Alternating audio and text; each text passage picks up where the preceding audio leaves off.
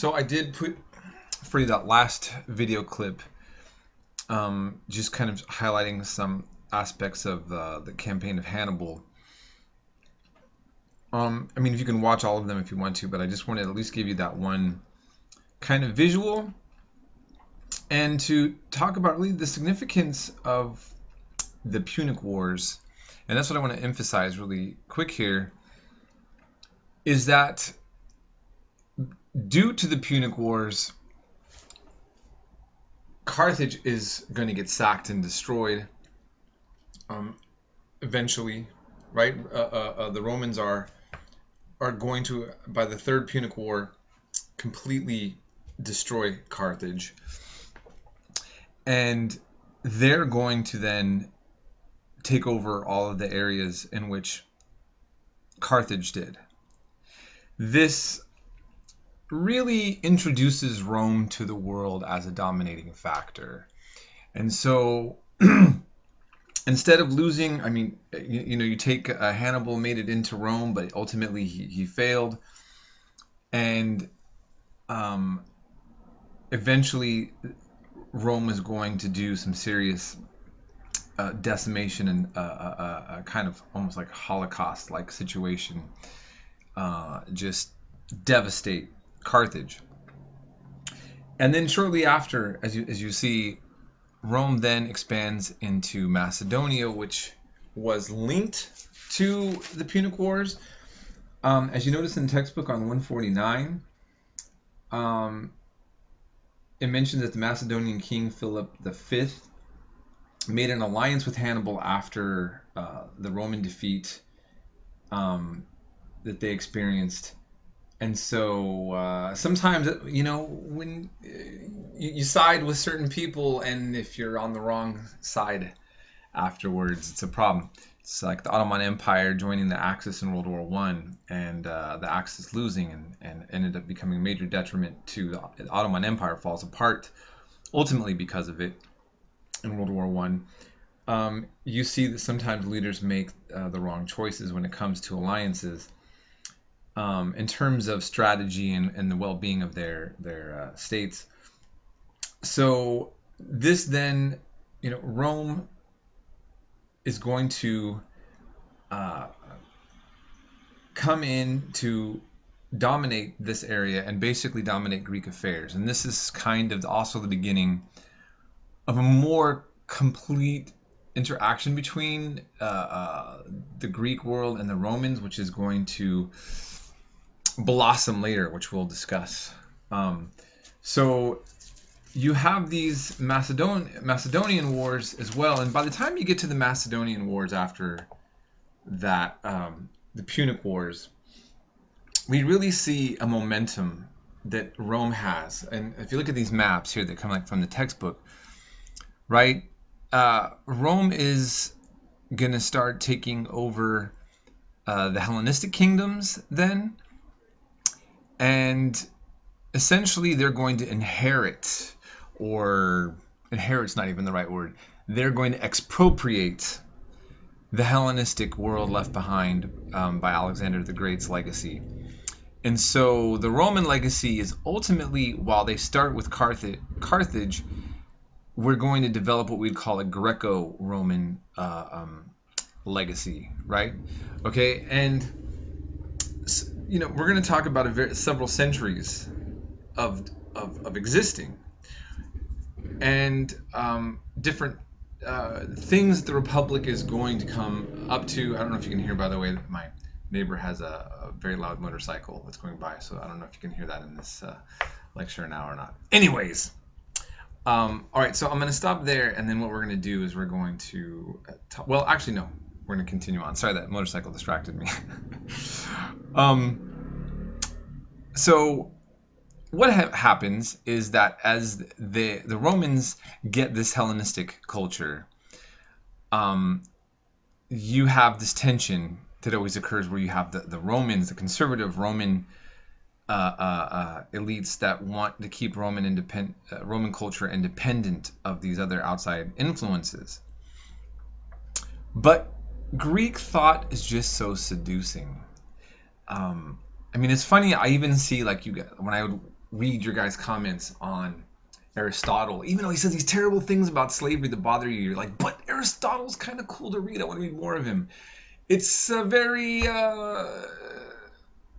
amazing that the Greek still can captivate new students to want to read their material, and I think that just it's the topics that they bring up. Maybe even when we disagree with them, you can just go right into reading them, and they can be seductive.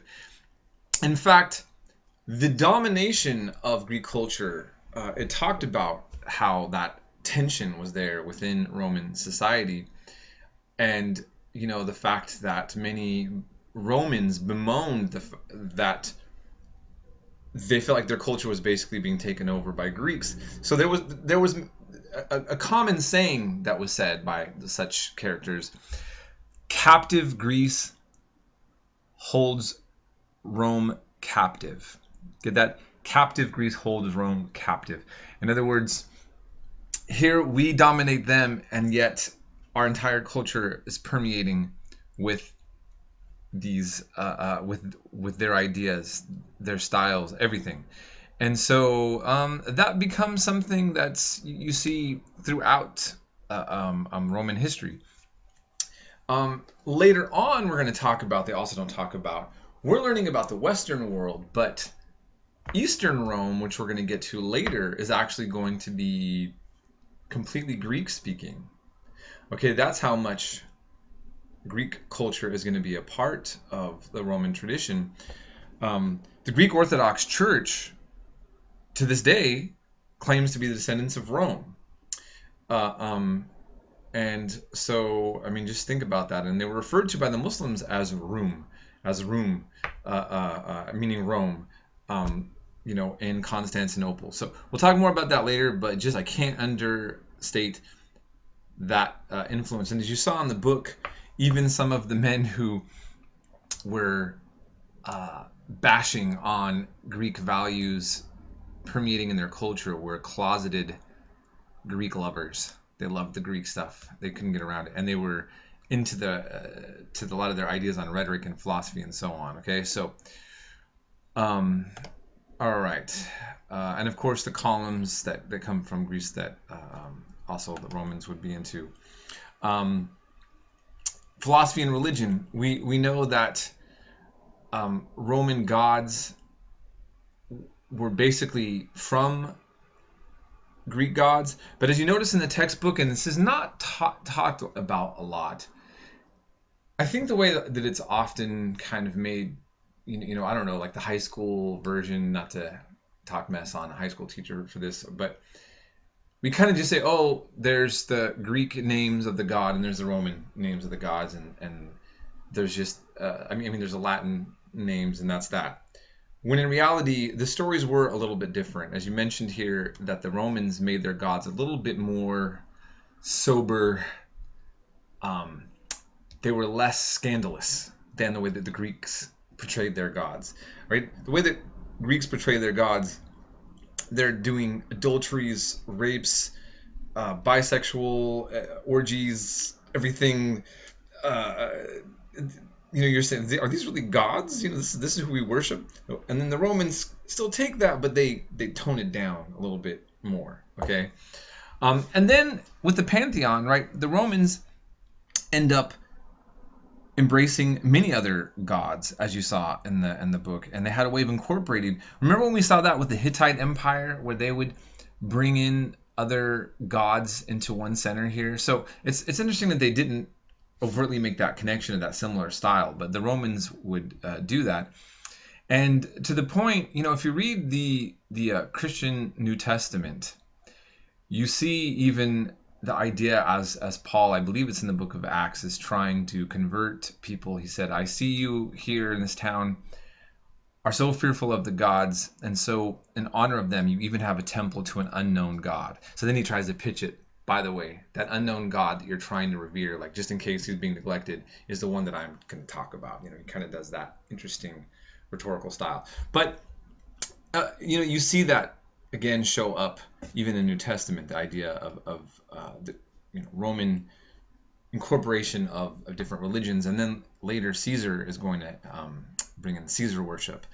But we'll get to that a little bit later. So, and the idea of persuasive speech, I mean, it's interesting, right? Because the idea of being able to speak well and to have debates in the Senate is very important to them. And I kind of want you to get a feel for this. In America, we've kind of lost that, I think. And I think that in Britain, that tradition's a little bit more alive. I'm going to actually show you a clip of a British Parliament after this, just to kind of give you a feel, I think, for more of where that tradition is seen. Okay, because watching our Congress and Senate floor is pretty boring, to be honest. So I'll do that for you, just to kind of give you a flavor of what I think the legacy of Rome comes in on that tradition.